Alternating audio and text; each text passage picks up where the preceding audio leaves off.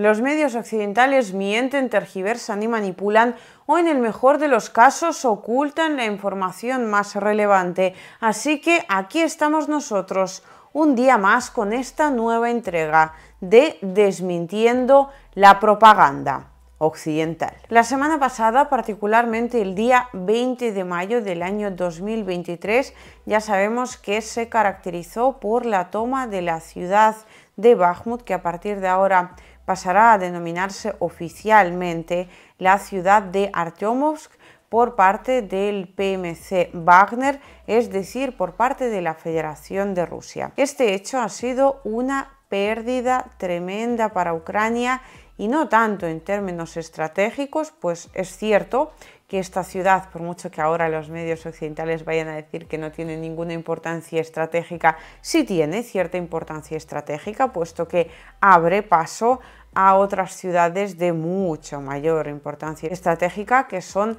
Slaviansk y Kramatorsk.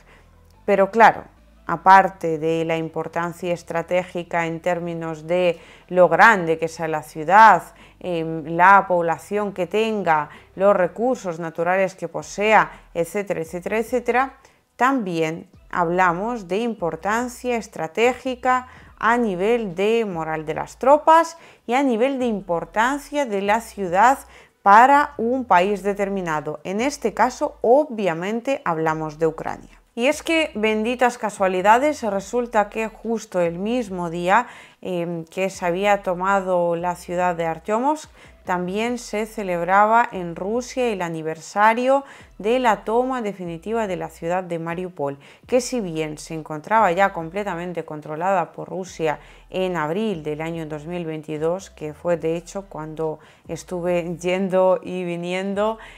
a Mariupol, pues que sí a grabar el centro de la ciudad, que sí a grabar a los voluntarios, que sí ayudar a los refugiados, bueno, pues en fin. El caso es que justo coincidió con mi primer viaje a Donbass. Pero lo que es la fábrica de Azovstal, que es la segunda que quedaba por liberar, la primera, que fue la de Lich, todavía la pillé y de hecho fui, pues yo diría que de los primeros corresponsales, la primera occidental, sin duda, que entró en la fábrica en cuestión a grabar cómo estaban allí los hechos después de haber desalojado el ejército de Rusia de allí a los soldados ucranianos. Pues bien, la de Azovstal todavía quedaba y justo su toma definitiva, o más bien su rendición, que en los medios occidentales, os recuerdo, denominaron evacuación, que vamos, dijeron que Ucrania estaba evacuando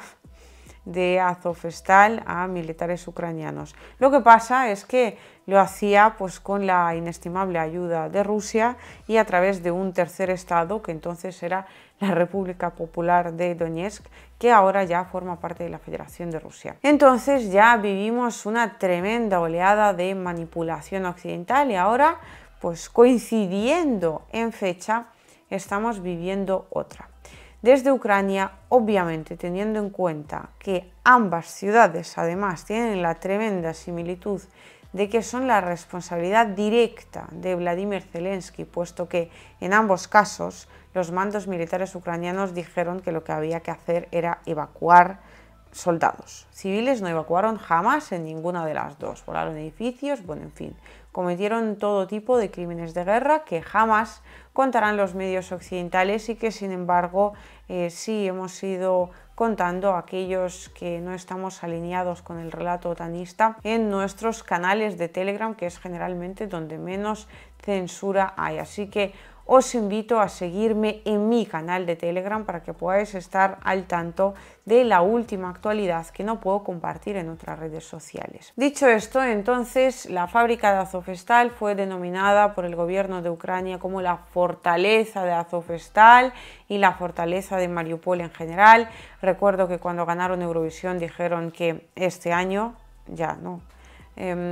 se celebraría en la ciudad de Mariupol, que Ucrania recuperaría, y ahora pues estábamos hablando de la fortaleza de Bakhmut, que a día de hoy ya es la ciudad de Artyomovsk.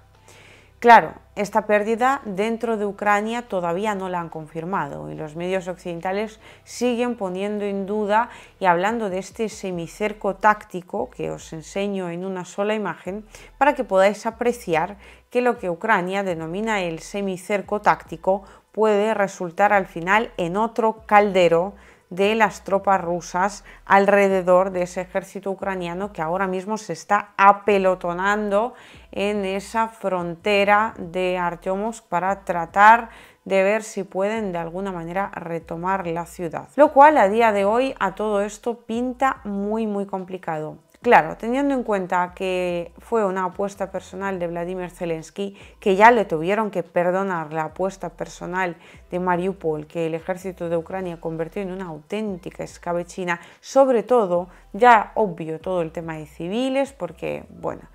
no hay nada que no haya mostrado ya en mis reportajes directamente desde el lugar de los hechos. Ahora estamos hablando de algo que a Ucrania, al régimen de Ucrania, debería importarle en primer lugar, que son sus soldados que están defendiendo lo que ellos consideran, lo que desde el régimen de Kiev se considera territorio ucraniano. Ni siquiera en este caso tuvieron piedad, ni en Mariupol ni tampoco en Artyomovsk. En Artyomovsk la cantidad de víctimas asciende, de soldados obviamente, a unos entre 50.000 y 70.000 hombres, y estamos hablando solo de fallecidos. Multiplicad por 3 para sacar el número de heridos / desaparecidos, y de ellos más o menos un 30% serán no recuperables, es decir, no podrán volver a participar al menos en este conflicto a medio-largo plazo. Es decir, es tremenda la cantidad de soldados que Vladimir Zelensky ha sacrificado para mantener una ciudad que han terminado perdiendo. Claro, es un golpe brutal para la reputación de Ucrania, de la participación de Ucrania en el conflicto, de Occidente, de la OTAN, porque al final son ciento y la madre de países, bueno, entendedme, es una forma de hablar, toda la OTAN, luchando contra una sola Rusia, y Rusia aún así ganándole la batalla empleando más o menos un 10% de su potencial militar. O sea, efectivamente la OTAN no ha metido tropas, pero aún así, por mucho que los medios occidentales te digan lo contrario, el cuadro es bastante ridículo. Entonces, para tratar de paliar esta situación de alguna forma, el régimen de Kiev ha recurrido a la misma estrategia de siempre, que a todo esto casualmente desde los medios occidentales ya anunciaron, y creo que lo hicieron sobre todo desde Washington, o mejor dicho, por orden de Washington, para que Zelensky tuviera cuidado a la hora de llevar a cabo este tipo de operaciones. Pero ya sabéis, el gobierno ucraniano no es que tenga demasiada cabeza a la hora de tomar este tipo de decisiones. Y aquí cabe recordar que recientemente hemos hablado de esta posible entrega de aviones F-16 y Biden ha asegurado que Zelensky le aseguró a su vez que esos F-16 no serán empleados para atacar territorio ruso. Pues resulta que esta misma semana hemos vivido una situación en la cual vehículos blindados estadounidenses entraron en lo que es el antiguo, es decir, anterior a la anexión de territorios de Donbass, territorio de la Federación de Rusia, particularmente en la región de Belgorod,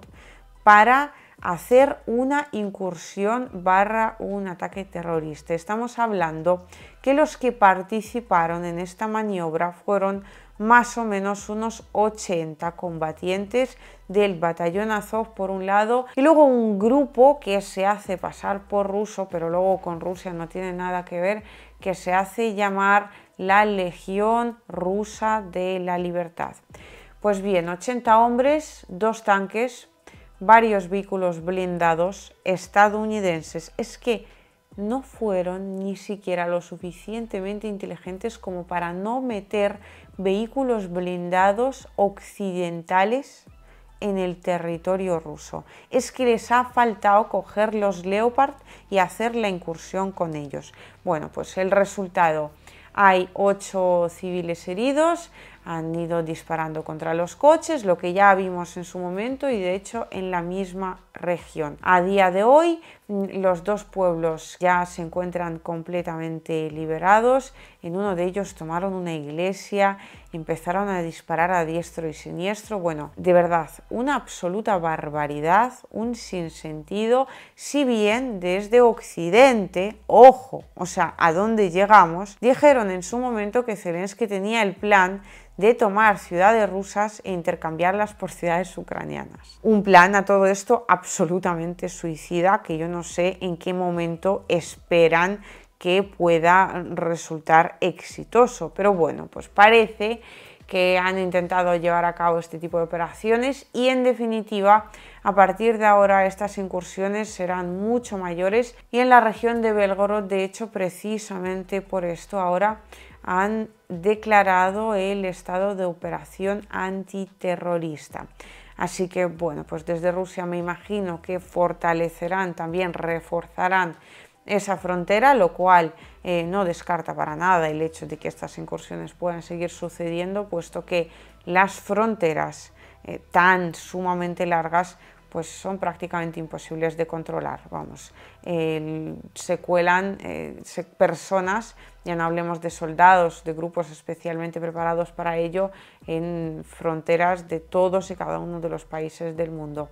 Pero claro, en este caso, esta operación realmente no tenía la intención, yo creo, ni la esperanza de tomar ningún pueblo ruso, sino que a lo que corresponde es al tremendo daño que Rusia le ha hecho a Ucrania,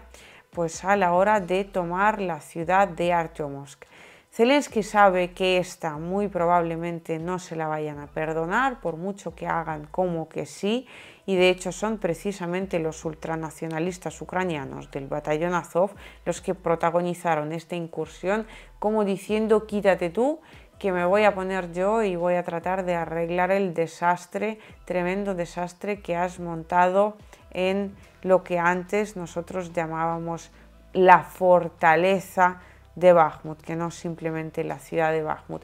Así que para tapar este hecho, que desde Ucrania todavía no han reconocido, van a intentar vender a su población exitosos ataques en el territorio de Rusia. Incluso espérate que no se inventen la toma de alguna aldea rusa, por mucho que estén ahí durante un par de horas y después les echen desde Rusia. Y lo más curioso de esto es que en los medios occidentales